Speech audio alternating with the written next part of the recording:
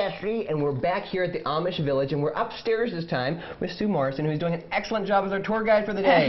Thank you. Thank you very, very much. So we're upstairs here in one of the bedrooms. And I am wearing a very cool hat. Jeffrey's loving the hat, so thank you for that. Yes, that would be a hat that you would wear to church. Oh, very nice. I like it. Let's go to church. Well, of course, church is downstairs, though, so Right. you don't have to go that far today. Yeah. Very good. Yeah. Well, talk about some of the great clothes that I see here that we've been looking at. Okay, one of the ways the Amish can be different from the world, which is what they try to be, is in their dress. It's like their identity. So you can take one look at them, know that they're different from the rest of us. Okay. Okay, and the Amish men do have some buttons on their clothes. People think they don't have buttons. They hear stories about no buttons. But men can have buttons on the shirts and on the suits that they wear to church, that they use hooks, and that will cover up the buttons. Oh, really? And an Amish man who's married is going to have a beard.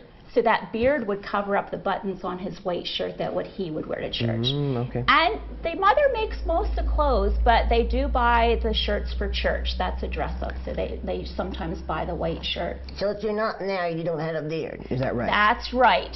So it's almost like a wedding ring. If you see a beard, you know the man's married, Right. and if you don't see a beard, then you know he's not married. Now, he's always going to shave off his mustache, though. Okay, so, but he will have a beard once he gets married. He starts to grow his beard. Okay. Yes. So I noticed there's different colors. Are there any specific reasons or meanings for any of the colors? Typical colors would be blue, green, purple, and of course a lot of black. Okay. But they can wear brighter colors of shades of blue, green, and purple. Purple's a favorite color. Lydia in the Bible made purple cloth, so that's a favorite color. And a lot of times the wedding dress would be in purple. Oh, that's interesting. So yeah, I didn't think about that. So not necessarily a white wedding dress on wedding day? There is white to the wedding dress. Oh, okay. She would have a purple dress, and over top of the dress would be a white cape and a white apron.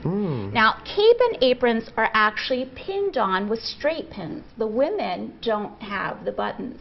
So there's three parts to the dress itself, and then the cape, which you'll always see an Amish woman wearing, even at church, and the cape is the top part, and then she'll always wear the apron too. The apron is for church. And is purple a set color for a wedding, just like? Doesn't have to be. Okay, you can choose your favorite color. All right. Well, that's kind of cool. Yeah, very good. So now, I noticed that some are kind of like what I would think of as a skirt and a blouse, because there's two different colors. Now, this would be for school. Okay. Okay, now this is a little girl. She'll start to pin on her apron when she's about 8. And they actually look for the time when they can get pins like Mom has. But she is just learning, so she can still have some buttons in the back. Okay? Gotcha. When she's about 12, then the dress is made a little bit different. Instead of having the button part in the back, the opening will be in the front, where she can pin it by herself in the front. So now, I guess I have to think about when my mom and I was little, and I had to, she had to hem up a shirt or pants. Those pins were always pricking me all the time, and I would just have them on for 5 minutes. There was a certain way to do it that my mom doesn't know about or something? Well, they learn to put them in the right way. Okay, yes. all right. Yes. Sometimes you do hear them go, oh, but most of the time they get them in the right way. I see. Well, then you know what's wrong. You know exactly Yes, what's wrong. yes. That's great. Very good. Well, real quickly, I wanted to ask you about the bedroom itself. What will I notice differently about the bedroom than I would, say, my bedroom? Well, the bedrooms are usually very typical, the same as ours. The older homes didn't have closets. They had hooks that they would hang up their clothing. Okay. But the modern Amish homes do have closets in their homes today. So pretty much similar to what I had. Right. No night light. No night. No lights, right. So they would have flashlights that they could use in the bedrooms.